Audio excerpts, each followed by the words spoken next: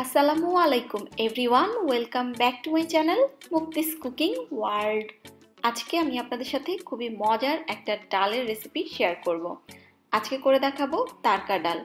মুগ ডাল আর মসুরির ডালের মিশ্রণে তৈরি এই ডালটা খেতে অসম্ভব মজাদার হয়ে থাকে। আপনারা চাইলে ভাত, রুটি, পরোটা, নান, এমনকি পোলাওয়ের সাথেও পরিবেশন করতে পারবেন। আশা করছি আপনাদের কাছে আমার আজকের রেসিপিটা ভালো লাগবে। তো চলুন দেখে নেওয়া যাক কিভাবে তৈরি করতে হয় এই মজাদার তারকা ডাল।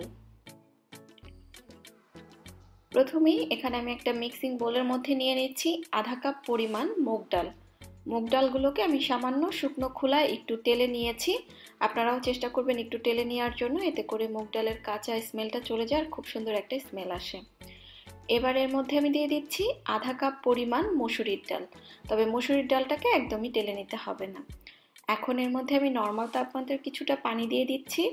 ভালোভাবে ডালগুলোকে কচলে বেশ কয়েকবার পানি বদলে ধুয়ে আধা ঘন্টার জন্য আমি ডালগুলোকে ভিজিয়ে রাখবো। চুলায় আমি একটা হাঁড়ি বসিয়ে নিয়েছি। এবার এর মধ্যে আমি দিয়ে দিচ্ছি 4 টেবিল চামচ পরিমাণ রান্নার রেগুলার সয়াবিন তেল। এখন আমি এর মধ্যে দিয়ে দিচ্ছি আধা কাপ পরিমাণ পেঁয়াজ কুচি। পেঁয়াজটাকে হালকা একটু সফট হয়ে যাওয়া পর্যন্ত ভেজে নিতে হবে। পেঁয়াজটা যখন এরকম হালকা কিছুটা সফট হয়ে যাবে, ওই পর্যায়ের মধ্যে আমি দিয়ে দিচ্ছি 1 টেবিল চামচ পরিমাণ আদা রসুন বাটা। আদা রসুনটাকে হালকা একটু তেলের মধ্যে ভেজে নিচ্ছি। এবার এর মধ্যে আমি খুবই সামান্য একটু পানি দিয়ে দিচ্ছি, কারণ এখন আমি গুঁড়া মশলা অ্যাড করব, আর এতে করে গুঁড়া মশলাটা পুড়ে যাওয়ার কোনো ভয় থাকবে না। প্রথমেই আমি এর মধ্যে দিয়ে দিচ্ছি 1 চা চামচ পরিমাণ জিরার গুঁড়া। এবার এর মধ্যে আমি দিয়ে দিচ্ছি আধা চা চামচ পরিমাণ হলুদের গুঁড়া। হলুদের পিগমেন্টেশনটা বুঝে আপনারা বাড়িয়ে কমিয়ে দিতে পারবেন। স্বাদ মতো লবণ দিয়ে দিলাম। এই পর্যায়ে আমি কোনো মরিচের গুঁড়া ব্যবহার করছি না, বাট আমি পরবর্তীতে যখন ডালটায় তারকা দিব তখন আমি মরিচের গুঁড়াটা ব্যবহার করব, এতে করে তারকা ডালের কালারটা খুব সুন্দর আসে। মশলাটা ভালোভাবে কষিয়ে নিয়ে এর মধ্যে আমি একটা টমেটো কুচি করে কেটে দিয়ে দিলাম। আর টমেটো দেওয়ার পরও মশলাটাকে ভালোভাবে কষিয়ে নিতে হবে, তেলটা সম্পূর্ণভাবে উঠে আসা পর্যন্ত। তেলটা উঠে আসার পরে এর মধ্যে আমি ভিজিয়ে রাখা ডালগুলো দিয়ে দিচ্ছি। ডালগুলো দেওয়ার পরে আমি মশলার সাথে একটু কষিয়ে নিব। আজকের রেসিপির উপকরণগুলো আপনারা খুব সহজে ঘরে বসে পেয়ে যাবেন পান্ডামার্টের মাধ্যমে। এই উপকরণের পাশাপাশি প্রয়োজনীয় যে কোনো ধরনের গ্রোসারি পেয়ে যাবেন পান্ডামার্টে। সেরা দামে যে কোনো পণ্য মাত্র 30 মিনিটে ডেলিভারি পেয়ে যাবেন। তাছাড়া লেট নাইট ডেলিভারিও আছে। এবার আমি এর মধ্যে দিয়ে দিচ্ছি মেজারমেন্ট কাপের 3 কাপ পরিমাণ গরম পানি। আমি 1 কাপ ডালের জন্য এখানে 3 কাপ পানি ব্যবহার করছি। ডালের কনসিস্টেন্সিটা হবে অনেক বেশি ঘনও না, আবার অনেক বেশি পাতলাও না, তাই এই পরিমাণ পানি দিলে আমার কাছে যথেষ্ট মনে হয়েছে। তারপরও আপনাদের যদি পানির পরিমাণ আর একটু বেশি লাগে, সেক্ষেত্রে আপনারা ব্যবহার করতে পারবেন।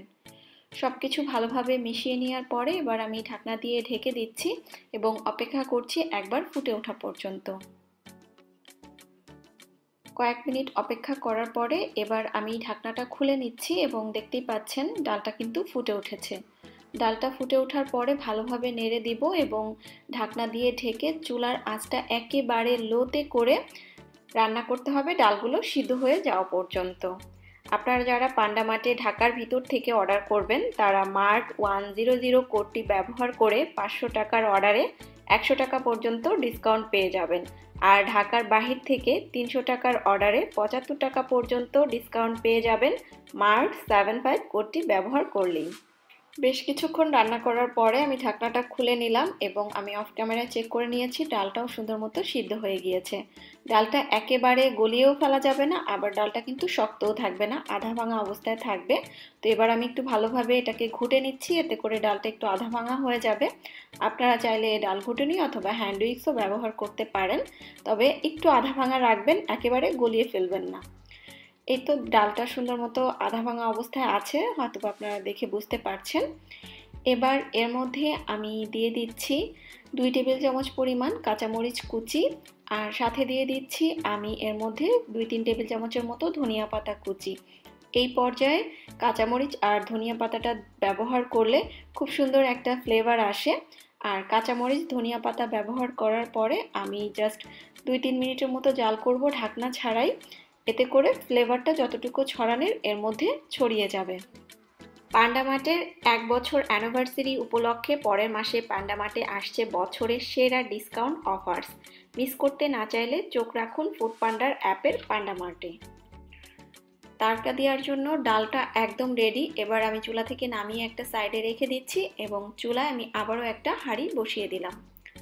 এখন এই হাঁড়ির মধ্যে আমি দিয়ে দিচ্ছি 2 টেবিল চামচ পরিমাণ রান্নার রেগুলার সয়াবিন তেল, সাথে দিয়ে দিচ্ছি আমি 1 টেবিল চামচ পরিমাণ ঘি। চেষ্টা করবেন তারকা দেওয়ার সময় একটুখানি ঘি ব্যবহার করার জন্য, এতে করে তারকা ডালের মধ্যে খুব সুন্দর একটা ফ্লেভার আসে এবং ডালটা আমার কাছে মনে হয় আরও বেশি খেতে রিচ হয়ে যায়। তো ঘিটা মেল্ট করে নেওয়ার পরে এবার এর মধ্যে আমি ফোড়নের জন্য দিয়ে দিলাম আধা চা চামচ পরিমাণ আস্ত জিরা, দিয়ে দিচ্ছি 3-4টা আস্ত শুকনা মরিচ, আর সাথে দিয়ে দিচ্ছি 1 টেবিল চামচ পরিমাণ রসুন কুচি। এবার এই সব কিছুকে হালকা একটু ব্রাউন হয়ে যাওয়া পর্যন্ত ভেজে নিব।